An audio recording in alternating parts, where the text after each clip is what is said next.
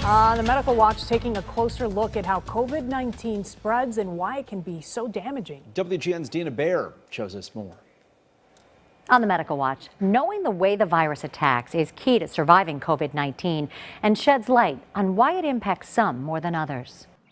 As we wait for warmer weather, which will cheer us up and give us a chance to get outside and breathe fresh air and improve our mental health, even if it doesn't dramatically slow COVID-19, we do need to understand how it gets into the body and makes people sick. Droplets in the air or on surfaces are introduced into the body through the mouth, nose, or eyes, either from your own hands after touching an infected surface or when someone coughs or sneezes near you. Once inside, the virus takes up residence in the lungs. The body raises its temperature to fever levels to try to wage war on the invading virus. Then mast cells, like soldiers, are released from the respiratory tract, the nasal passageway and linings of the lungs. When the mast cells come to the battle line face to face with the virus, it triggers an even greater immune response, releasing more troops in the form of inflammatory chemicals.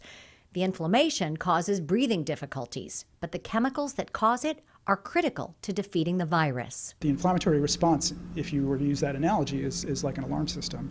And so, when you feel symptoms, your body is responding to something. You don't know what it is, and you don't know where it is, you don't know how sick you are. And this particular virus seems to make you pretty sick, at least in certain populations. The time that you have an inflammatory response, you're already pretty sick. That process works differently in everyone, depending on their immune function, their age, and prior illness.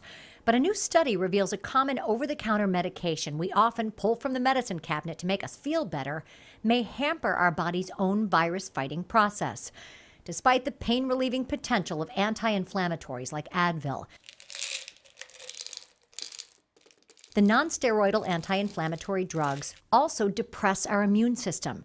For most illnesses, that's of little concern, but we need our immune system in top shape to fight COVID-19 and win. France's health minister warned French citizens who've been massively impacted by the COVID-19 outbreak. Acetaminophen, or aspirin, is not an anti-inflammatory and can be used as an alternative for pain relief. I think the initial concern about ibuprofen is I talked a little bit about this receptor that the virus needs to use to get into cells. And this ACE2 receptor, the amount of it that's on the surface of a cell seems to be influenced by by drugs like ibuprofen. And it may be that it's increased in people who are taking ibuprofen, and that allows more of the virus to get in. Once in and once defeated, does the body build an immunity to COVID-19? That is still an unknown. But there is hope looking at other viruses. Most viruses that cause strong inflammatory responses also lead your body to make a good memory response that recognizes it later.